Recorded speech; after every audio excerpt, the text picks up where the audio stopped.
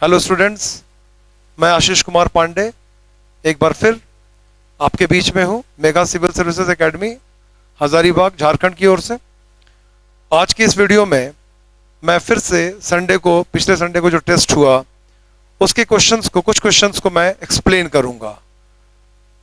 अब देखिए students, explain करने का पर्पस क्या है? एक्सप्लेन करने का पर्पस सिर्फ आपका ये नहीं होना चाहिए कि आप आंसर को जान जाइए, आपका ये भी होना चाहिए कि उससे आप समझ पाए कि इसका आंसर ये अगर ए है तो क्यों है, बी है तो क्यों है, और साथ ही साथ आप ये भी समझ पाइए, मैंने अपने पिछले वीडियो में भी ये बात बोला था कि आप नंबर गेम में मत पढ़िए। आप ये देखिए कि अगर ये गलत हुआ तो क्यों गलत हुआ और किस तरीके से हम इसको सही कर सकते हैं। तो इसीलिए आज की वीडियो में मैं फिर उसी तरीके से आपको समझाऊंगा कि क्वेश्चन क्या है, उसका क्या सेंस निकलता था, क्या उसका आंसर होना चाहिए, आपने क्या किया, आप अपना खुद असेसमेंट कर पाएंगे। तो चलिए शुरुआत करते हैं हम लोग। ये देखिए, जो टेस्ट हुआ था उसमें मैंने क्वेश्चन दिया था, निम्नलिखित में कौन अनुचुंबकीय, अनुचुंबकीय मतलब पारामैग्नेटिक, निम्नलिखित में कौन अनुचुंबकीय, निम्नलिखित में कौन अनुचुंबकीय है। तो ये जो है आपका, अगर आप क्वेश्चन बैंक देखते होंगे तो आपको बार बार ऐसा क्वेश्चन मिलेगा। आपको पता होगा कि जो मैग्नेटिक सब्सटेंस होते हैं वो तीन तरह के होते हैं, एक पारामैग्नेटिक, एक डायामैग्नेटिक और एक फेरोमैग्नेटिक।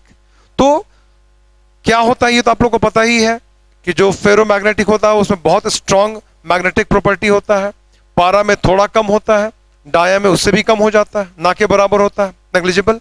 तो एग्जाम्पल से हमेशा क्वेश्चन आता है, वो क्या है उससे क्वेश्चन नहीं पूछता है, कौन पारामैग्नेटिक है, कौन डायामैग्नेटिक है, ये क्वेश्चन आता है। तो इसलिए ये क्वेश्चन मैंने दिया। इस क्वेश्चन का सेंस या लॉजिक वही था।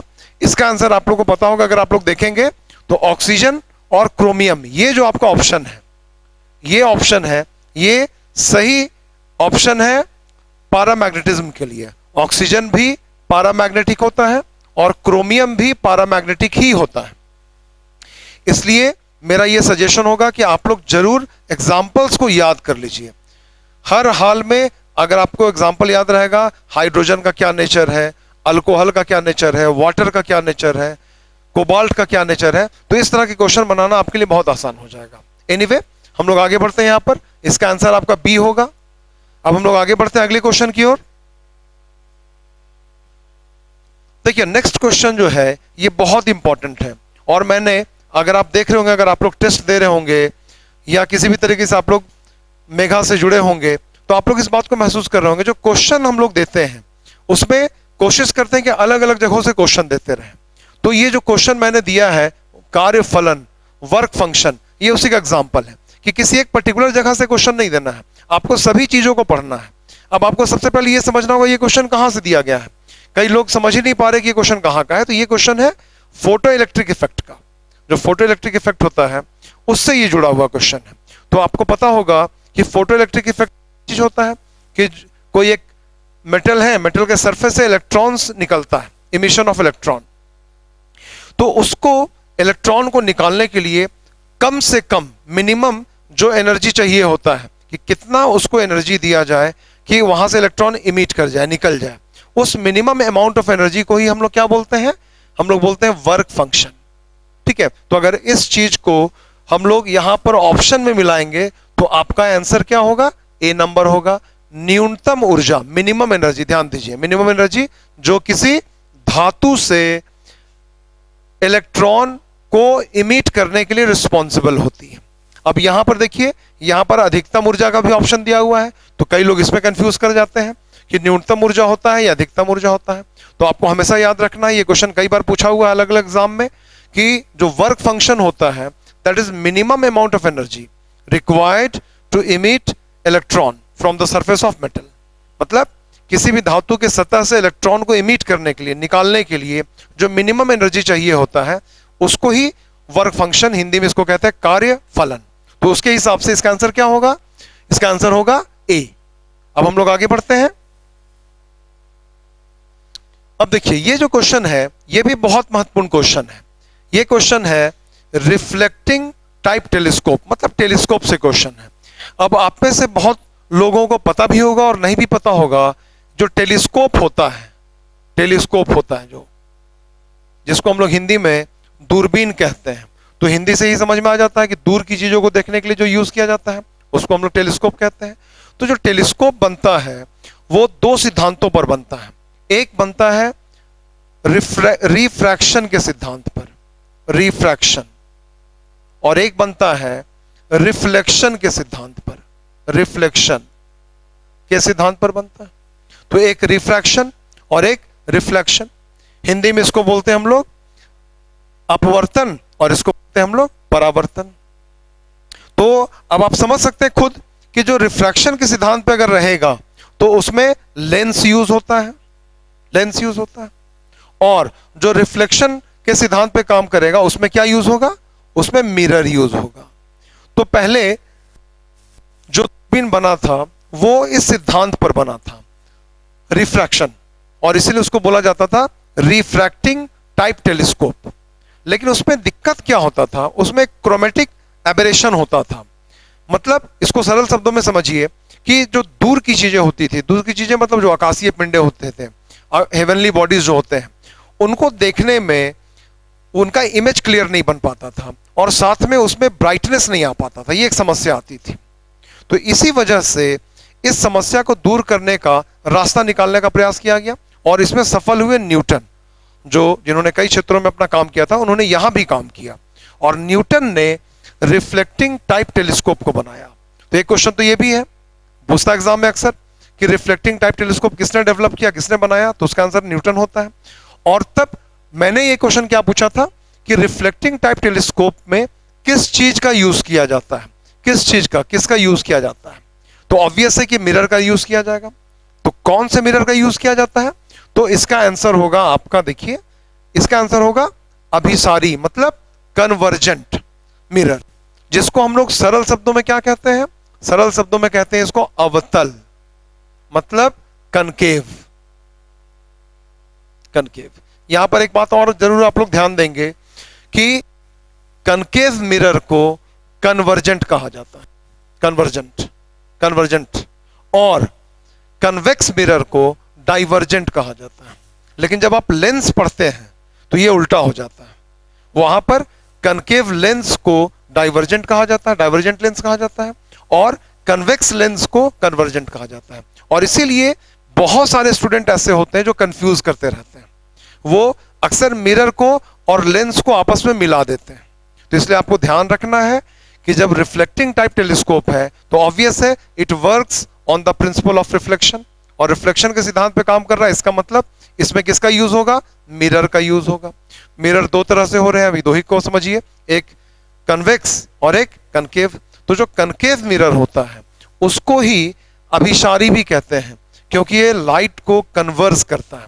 इसीलिए आप लोग पढ़े भी होंगे कि अवतल दर्पण का उपयोग सोलर कुकर में भी किया जाता है, क्योंकि वो सूरज से आने वाली किरणों को क्या करता है, अभिसारित करता है, मतलब कन्वर्स करता है, एक जगह जमा कर देता है, और तब उस एनर्जी का यूज किया जाता है खाना बनाने में।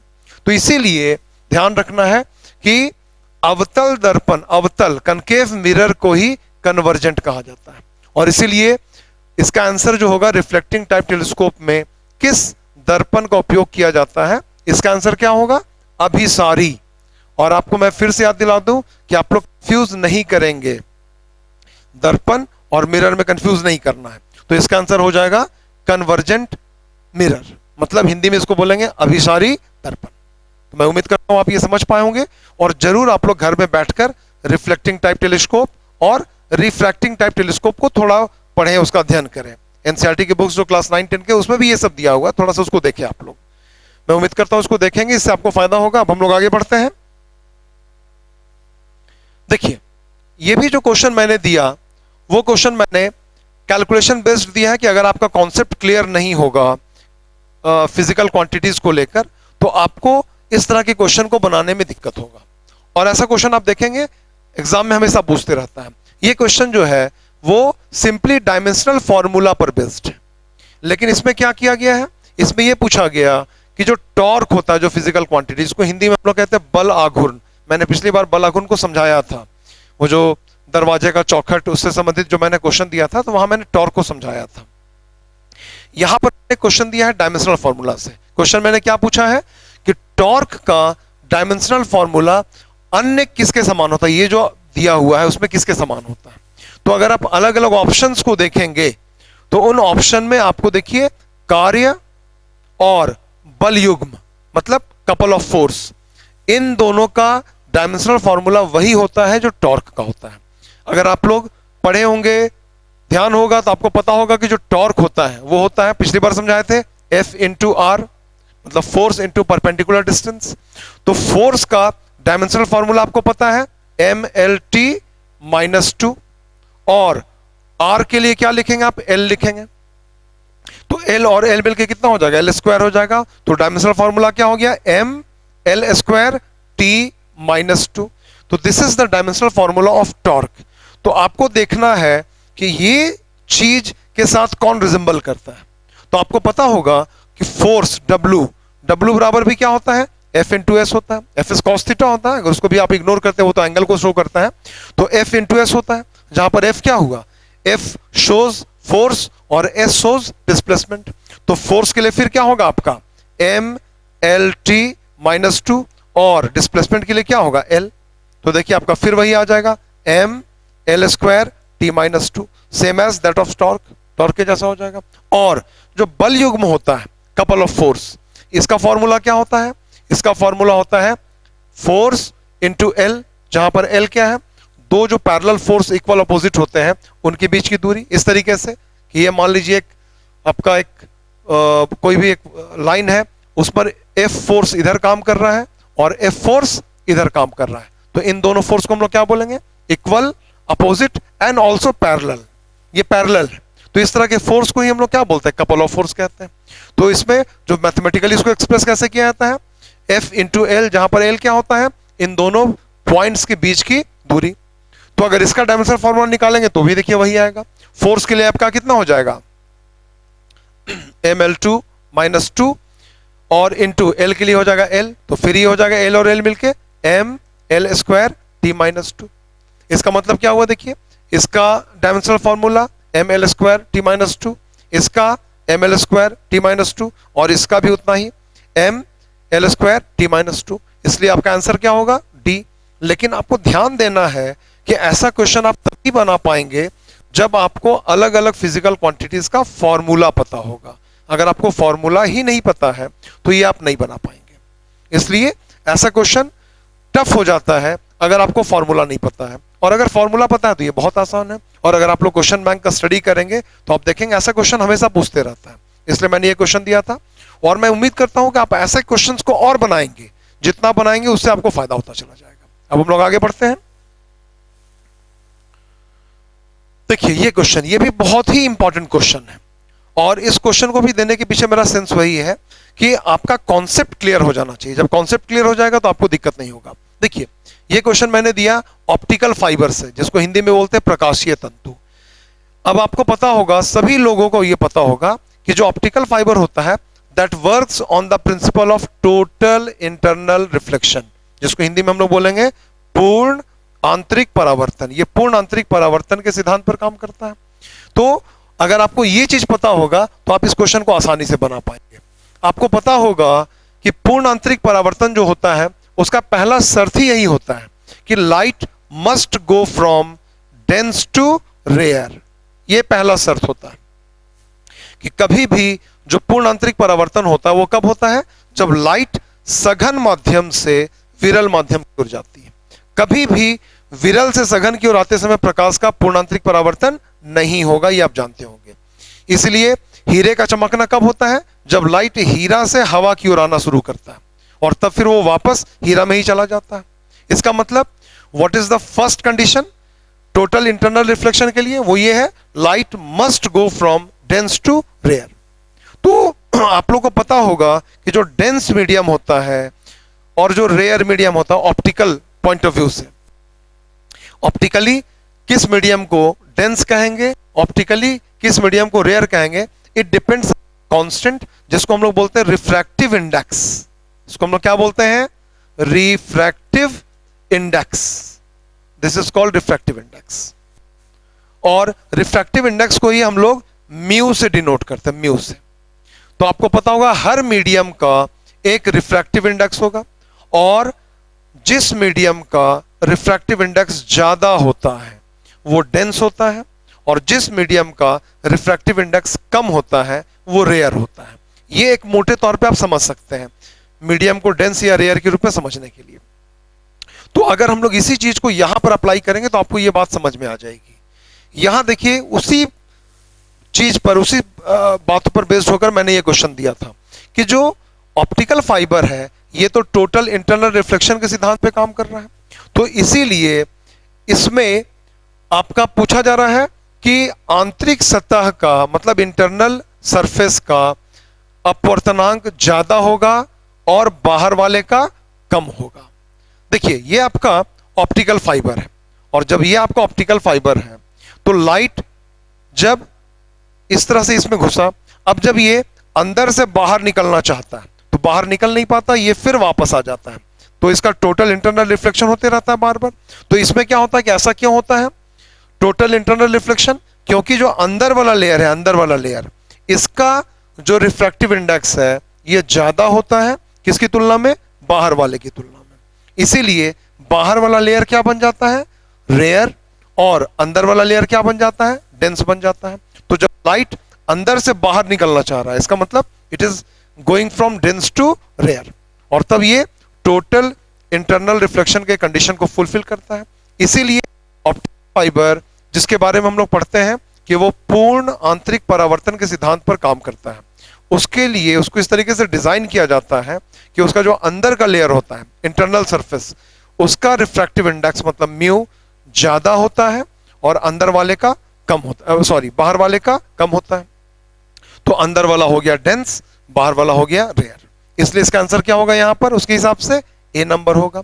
तो आई होप आप ऑप्टिकल फाइबर के इस बेसिक चीज को समझ पाए होंगे। देखिए सिर्फ रटना नहीं है, कई लोग रट जाते हैं, ये रटे रहते हैं कि ऑप्टिकल फाइबर का यूज एंडोस्कोपी में होता है, optical fibre total internal reflection के सिद्धांत पर काम करता है, वो रट जाते हैं। लेकिन अगर थोड़ा सा उसको ट्विस्ट करके उसके बेसिक फंडामेंटल से क्वेश्चन अगर पूछ दिया जाता है तो वो कई बार गड़बड़ा जाते हैं, इसलिए आपको ध्यान रखना इन चीजों का। इसलिए मैंने ये क्वेश्चन दिया था। आई होप आपको ये पसंद आया होगा और आपसे आपको फायदा भी होगा फर्दर टेस्ट्स में। अब हम लोग आगे बढ़ते हैं। देखिए ये भी एक बेसिक क्वेश्चन मैंने दिया था, सिंपल, बहुत ही सिंपल। वो मैंने दिया था कि संख्या 916 का संबंध किससे है? तो आपको पता होगा सभी लोगों को कि 916 जो होता है ये प्योरिटी ऑफ गोल्ड से संबंधित है, सोने की शुद्धता, और 22 कैरेट जो गोल्ड होता है उसके लिए 916 संख्या तय किया जाता है। ये एक परसेंटेज निकाला जाता है, उसको 1000 ग्राम के हिसाब से 916 कर दिया जाता है ना, ये 91.6% के हिसाब से होता है। तो 916 का मतलब क्या होता है? 22 कैरेट, क्योंकि 24 कैरेट का मतलब क्या होता है? 100%, जबकि 22 कैरेट का मतलब क्या हो गया? 91.6%।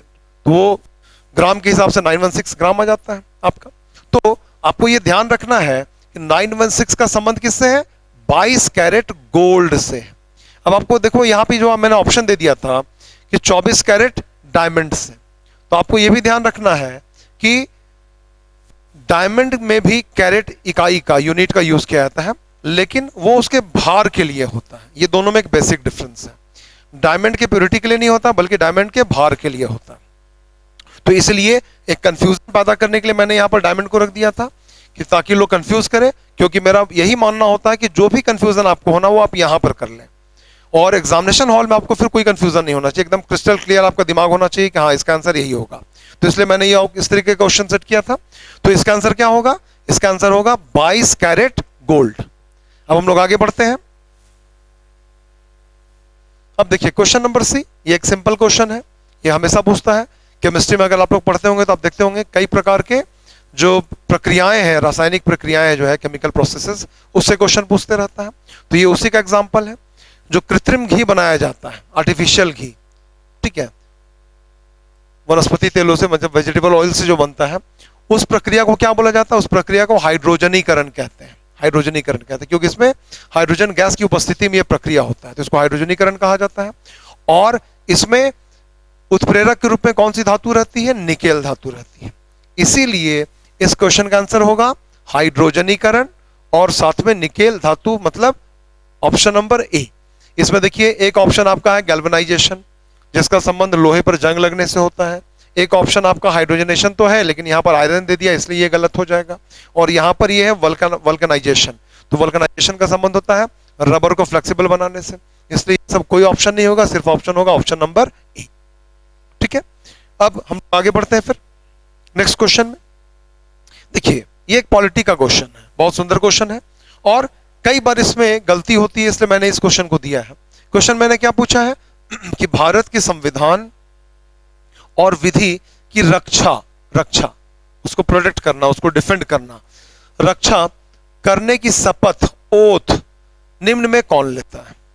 तो जो ऑप्शन है उसमें राष्ट्रपति और राज्यपाल है, केवल राष्ट्रपति है, उच्चतम और उच्च न्यायालय के न्यायाधीश भी है, और राष्ट्रपति और उच्चतम न्यायालय के न्यायाधीश है।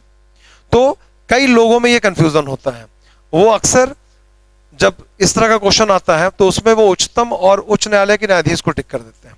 तो आपको मैं समझा दूं कि संविधान और विधि की रक्षा करने का शपथ सिर्फ संघ स्तर पर राष्ट्रपति लेता है और राज्य स्तर पर यही शपथ राज्यपाल के द्वारा लिया जाता है। उनको एक महत्वपूर्ण दायित्व यह दिया गया है कि आपको संविधान और विधि की रक्षा करना है। लेकिन जब आप न्यायपालिका में जाते हैं, न्यायाधीश में जाते हैं, सुप्रीम कोर्ट के जो न्यायाधीश है या उच्च न्यायालय के जो न्यायाधीश है, वो किस चीज की शपथ लेते हैं जिससे आपको कंफ्यूजन हो रहा है? तो वो ये शपथ लेते हैं कि मैं संविधान और विधि की मर्यादा बना के रखूंगा। देखिए दोनों में डिफरेंस है।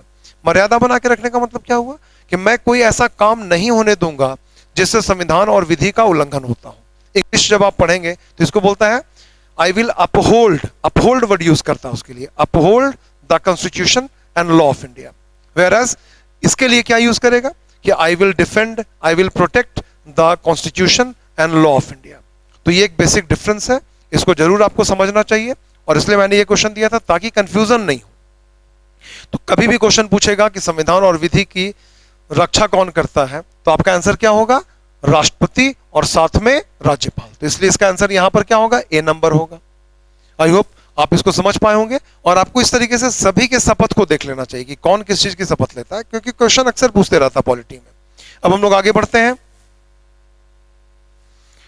देखिए ये क्वेश्चन जो है ये मॉडर्न इंडिया से, आधुनिक भारत से, और कई बार ये क्वेश्चन अलग अलग एग्जाम में पूछते रहा है। यहां पर क्वेश्चन पूछा गया कि कौन एक व्यक्ति था जो फिजी में रहा था कुछ दिन तक, और फिजी में आने के बाद वो यहां पर आकर लोगों को जागरूक करने का काम किया। तो इसका आंसर क्या होगा? बाबा रामचंद्र। यूपी क्षेत्र में सक्रिय थे, ये किसान नेता के रूप में विकसित हुए, और सबसे खास बात क्या था कि इन्होंने लोगों को सक्रिय करने के लिए रामचरितमानस का उपयोग किया था। इसमें जो कहानियां थी, इसमें जो चीजें थी, उन चीजों का उपयोग करके वो लोगों को जागरूक करने का प्रयास करते थे। ये भी क्वेश्चन कई बार पूछता है कि रामचरितमानस का उपयोग करके कौन लोगों को एकजुट किया, जागरूक किया, तो भी उसका आंसर क्या होगा? बाबा रामचंद्र, जो एक किसान नेता थे। यहां पर यह भी आपको ध्यान रखना है कि जो अल्लूरी सीताराम राजू थे, अल्लूरी सीताराम राजू, इनका संबंध भी राम से है और इससे भी क्वेश्चन आता है। एक बात तो पहले यह समझ लेना है कि जो अल्लूरी सीताराम राजू है वो जनजातीय आंदोलन का नेतृत्व करने वाले पहले गैर जनजातीय नेता थे और आंध्र प्रदेश से इनका संबंध है। इन्होंने एक सेना बनाई थी अंग्रेजों का सामना करने के लिए। उस सेना को रामदंडू कहा गया था। रामदंडू, रामदंडू मतलब राम की सेना। और इन्होंने उस समय यह घोषणा की थी कि मैं राम की भूमिका निभाने के लिए तैयार हूं, लेकिन मुझे थोड़ी मदद चाहिए। और उन्होंने रामदंडू का गठन किया था। तो यह भी एग्जाम में क्वेश्चन आता है कि किसने राम नाम का सहारा लिया था लोगों को एकजुट करने के लिए, तो वो अल्लूरी सीताराम राजू। और यहां पर भी इस कॉन्टेक्स्ट में पूछेगा तो रामचरितमानस का उपयोग किसने किया था? बाबा रामचंद्र ने। तो जब आप हिस्ट्री पढ़ते हैं तो इन छोटी छोटी बातों को आपको ध्यान रखना है। अभी हाल फिलहाल में एक फिल्म भी आई थी RRR, उस फिल्म में भी जो कैरेक्टर दिखलाया गया था वो अल्लूरी सीताराम राजू से ही कुछ हद तक प्रभावित था। माना गया कि ये डायरेक्ट तो नहीं बोला गया, लेकिन माना गया कि ये उन्हीं से प्रभावित था। अब हम लोग आगे बढ़ते हैं। ये देखिए क्वेश्चन नंबर 10। इसमें देखिए क्वेश्चन क्या पूछा, ये हिस्ट्री का क्वेश्चन है। निम्नलिखित में कौन सा जो वंश था, डायनेस्टी, वो सबसे दक्षिण में स्थित था? दक्षिण में, इसका मतलब क्या पूछा जा रहा है? डायरेक्शन। अब देखिए इस तरह का क्वेश्चन देखने में आपको इजी लगता है, लेकिन ये टफ है। टफ क्यों है? क्योंकि अगर आपको नॉलेज नहीं है डायरेक्शन का कि कौन ऊपर था, कौन नीचे था, कौन दक्षिण में था, कौन पश्चिम में था, तो ऐसा क्वेश्चन आपसे नहीं बन पाएगा। तो यहां पर क्वेश्चन क्या पूछा हुआ है कि कौन सबसे दक्षिण में था, मोस्ट साउथ, एकदम नीचे साउथ में कौन था। तो अगर इन ऑप्शंस को आप देखेंगे तो चालुक्य थोड़ा ऊपर ही था, चोल भी ऊपर ही था, पल्लव भी ऊपर था, तो सबसे नीचे कौन था, पांड्य। जो मदुरई वगैरह में थे पांड्य थे, वो सबसे नीचे में। मतलब अगर आप मैप के हिसाब से देखेंगे तो जो तमिलनाडु है उसका जो निचला हिस्सा था उसमें पांड्य वंश था। तो इसलिए इसका आंसर यहां पर क्या हो जाएगा, इस ऑप्शंस में सबसे दक्षिण में कौन है, पांड्य है, तो आंसर आपका ये होगा, सी होगा। तो आज मैंने जितने भी क्वेश्चन सॉल्व किए, मैंने पिक किए, जो क्वेश्चन पूछा गया था उसमें मैंने उन क्वेश्चंस को पिक करके आपके बीच में उसको एक्सप्लेन करने का कोशिश किया, जिसमें कुछ ना कुछ एक कॉन्सेप्ट जैसा था। जैसे यही है, अब ये छोटी चीज है लेकिन इसमें कॉन्सेप्ट है डायरेक्शन। अगर आपको डायरेक्शन पर आपको पकड़ नहीं है तो आज ये क्वेश्चन पूछा है, कल को कुछ और पूछ देगा। अभी सबसे दक्षिण वाला पूछा है, कल को पूछ देगा कि इन राजवंशों में सबसे पश्चिम में कौन स्थित है, सबसे पूर्व में कौन सा राज्य था। तो इसीलिए आपको कॉन्सेप्ट को देखना है कि किस क्वेश्चन में मैंने किस तरीके से, किस वजह से दिया। तो मैं उम्मीद करता हूं कि आज मैंने जो जो क्वेश्चन पिक करके आपको एक्सप्लेन किया है ये आपको समझ में आया होगा। इससे आप ये भी समझ पाएंगे कि किस तरीके से पढ़ना चाहिए, किन चीजों को पढ़ना चाहिए, और इससे निश्चित तौर पर अगले टेस्ट में आपका परफॉर्मेंस बेहतर होगा। जैसा कि मैंने पिछली बार भी कहा था कि आप टेस्ट में उन ग्रे एरियाज को कैच कीजिए, देखिए कि कहां पर और किस टाइप का क्वेश्चन आपसे गलत हो रहा है। जो आपसे गलत हो रहा है उसको आप कैच कीजिए। तो मैं उम्मीद करता हूं कि इस वीडियो से जरूर आपको फायदा होगा और आप हमसे जुड़े रहेंगे, सब्सक्राइब करेंगे। Thank you.